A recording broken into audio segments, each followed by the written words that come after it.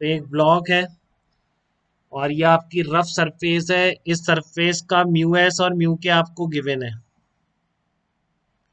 और block is projected with initial velocity of v naught से इसको आपने प्रोजेक्ट किया है।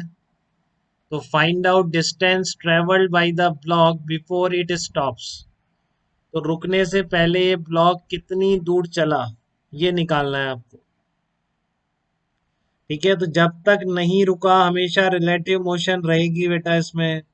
तो हमेशा जो फ्रिक्शनल लगेगा वो कौन सा लगेगा, इस पर काइनेटिक फ्रिक्शन लगेगा। ये बातें हुई थी अपनी कि जब तक ये ब्लॉक चलता रहेगा तो लगने वाला फ्रिक्शनल फोर्स कितना है इस पर, म्यू के इंटू एम जी है। तो कितना हो गया आपका म्यू के इंटू एम जी। तो इसलिए इसका जो एक्सलरेशन है जो अभी रिटार्डेशन बन जाएगा, क्योंकि वो वी नॉट के अपोजिट डायरेक्शन में है। कैसे निकालेंगे, फोर्स होता है m into a equal to force आपका, ये कट गया यहाँ से, तो एक्सलरेशन कितना आ गया, म्यू के इंटू जी आ गया आपका। तो म्यू के इंटू जी क्या रहेगा आपका, रिटार्डेशन रहेगा वी नॉट के अपोजिट डायरेक्शन में। इक्वेशन क्या होती है, v square equal to u square plus two a s. कितनी दूर जाके रुक गया, zero. V naught square initial velocity, इतना तो आता है बेटा सबको, कांस्टेंट एक्सलरेशन की इक्वेशन, माइनस एक्सलरेशन कितना आ गया, म्यू के into g into distance travelled. तो डिस्टेंस ट्रेवल्ड कितनी आ जाएगी यहाँ से, एस आ गया आपका we naught square upon two mu के इंटू जी आ गई। डिस्टेंस ट्रेवल कितनी आ गई, v naught square upon two mu के इंटू जी।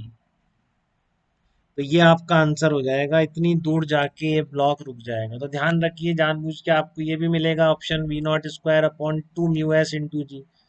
बट आपको ये क्लियर है कि जब रिलेटिव मोशन है दो सरफेसेस के बीच, तो कोफिशिएंट ऑफ काइनेटिक फ्रिक्शन ही काम करता है, लगने वाला फोर्स कांस्टेंट होता है। इसलिए आपका एक्सलरेशन कांस्टेंट आ गया, और इसलिए फिर आप ये वाली इक्वेशन अप्लाई कर सकते हैं क्योंकि एक्सलरेशन कांस्टेंट आ गया आपका। तो final velocity zero, initial v naught square minus two, retardation कितना है म्यू के इंटू जी इंटू एस।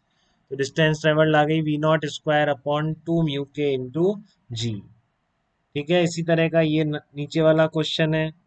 ये एक वेज पर आपका ब्लॉक कांस्टेंट वेलोसिटी से नीचे उतर रहा है।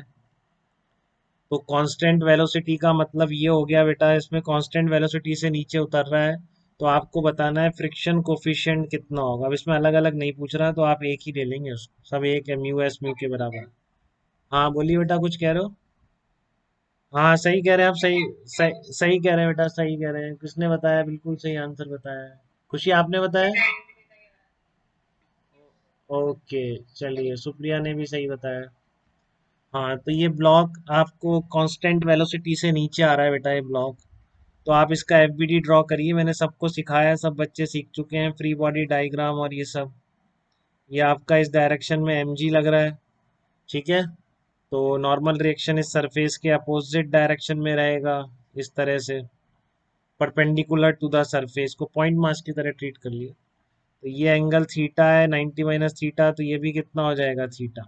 तो एमजी के दो कंपोनेंट क्लियर हैं सबको, बार बार इस तरह भी करने की जरूरत नहीं पड़नी चाहिए, सीधे लगाने चाहिए थे मुझे भी। बट मैंने एक बार और किसी को ना पता हो तो देख ले, अदरवाइज हम फटाफट लगाएंगे। Along the wedge m g sine theta perpendicular to the wedge m g cos theta.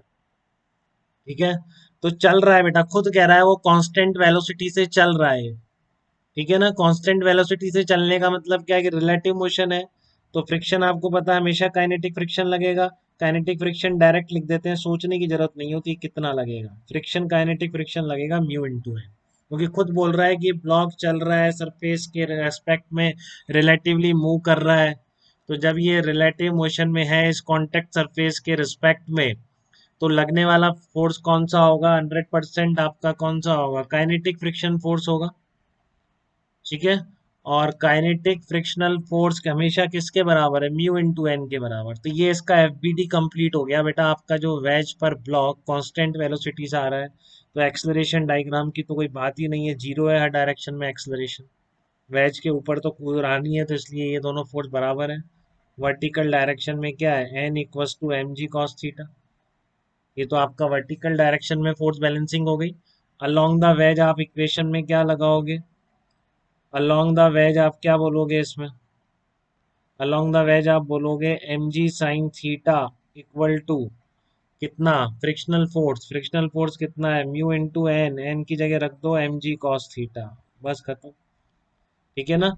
Along the veg आपने क्या लगाया, m g sine theta equals to mu into N, N कितना है एम जी कॉस थीटा, तो यहाँ से mu की value कितनी आ गई, टेन थीटा।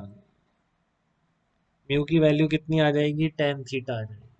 तो अगर ये ब्लॉक इस तरह से कांस्टेंट वेलोसिटी से चलता हुआ वेज से नीचे उतर रहा है और आपसे फ्रिक्शन कोफिशिएंट अगर पूछता है, तो सिंपल फोर्स बैलेंसिंग से आप क्या बोल सकते हैं, mu equal to tan theta. यहाँ तक कोई कंफ्यूजन बेटा किसी को तो बताओ। Mu equal to tan theta तक किसी को कोई भी दिक्कत, तो वो मुझे बताए।